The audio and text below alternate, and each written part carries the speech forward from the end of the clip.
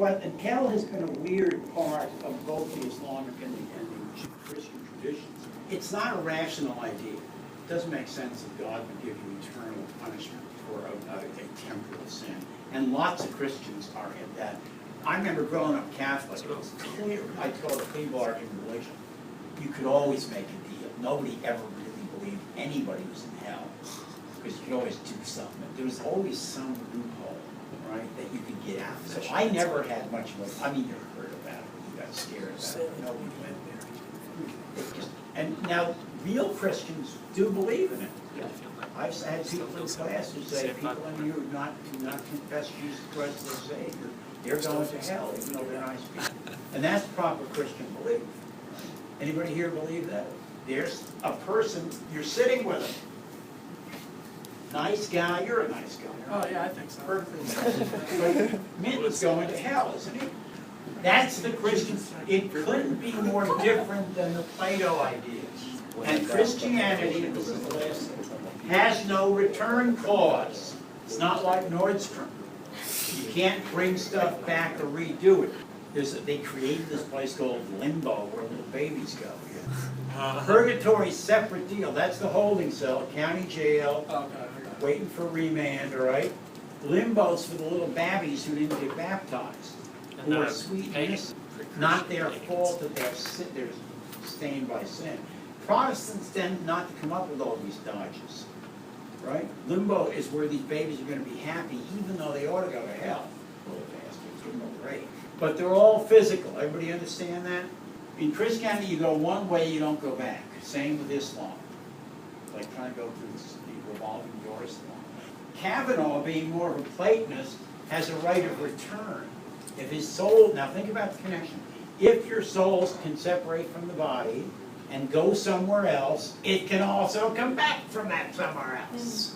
If you're just one thing and all of you has to go wherever you're going to go, you can't come back without it being mighty creepy. So that in Christianity you do have people coming back, but they come back in some physical form. As a vampire, as a zombie, as a ghost. We like those. And they are called revenants. It's a wonderful category. That means people who die and come back. Because a little bit of this was in the text we were reading when they were talking about the original discomfort with cremation. Because there was this idea that, if you were going somewhere, you needed your body. Exactly. You got to be able to. How are you going to reassemble it? And I found out, this is an interesting sub-story. When my brother died, he wanted to be cremated. But in Catholicism, all right, this is very weird. They permit cremation, but you can't divide up the ashes. Because they won't be able to find each other again. We screwed up. We didn't know this, right? The Catholic God has so many weird rules, like the infield plywood. You wouldn't think about this.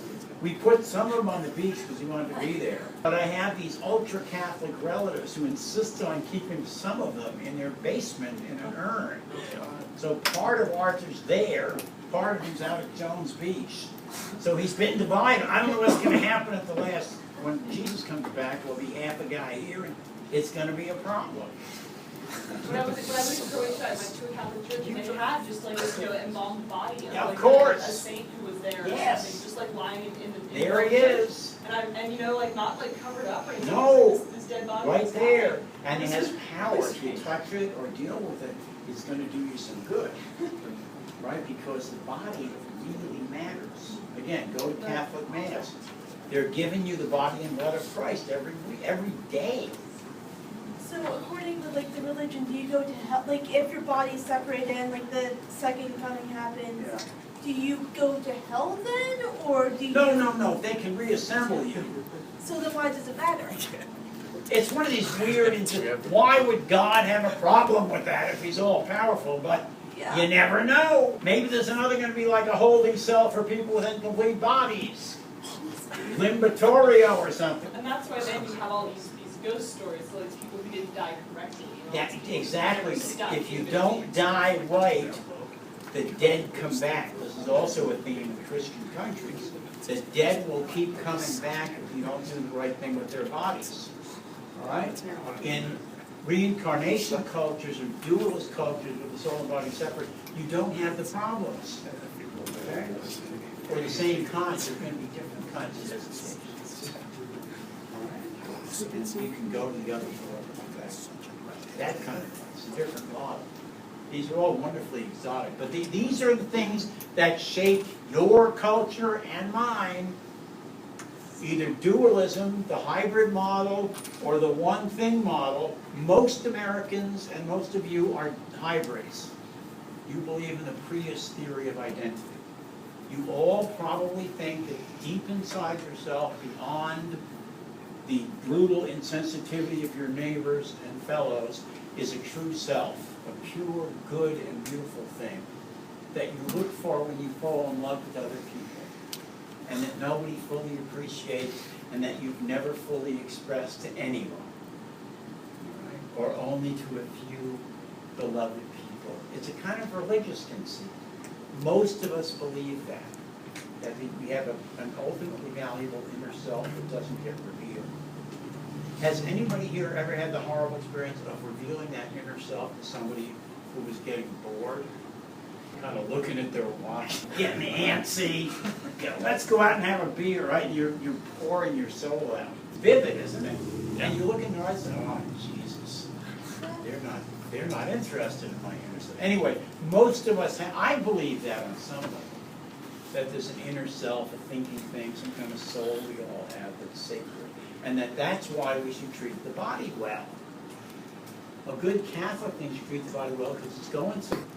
Who knows what the rapture is? And everybody's taking questions. Yeah. What is the rapture? Well, I'm invested No, what happens? There's something about someone coming back and bringing people up. You're the worst person. You don't have a religious bone in your body. I have a memory of a goldfish. I remember reading about it. The people who are saved get to go, or don't get to go. You know, don't you?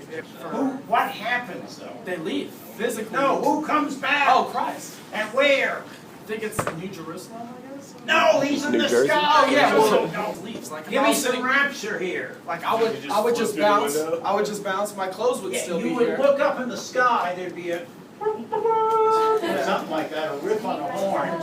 Yeah, Jesus is up there in glory, yeah. and then all the saved Christians Are gone.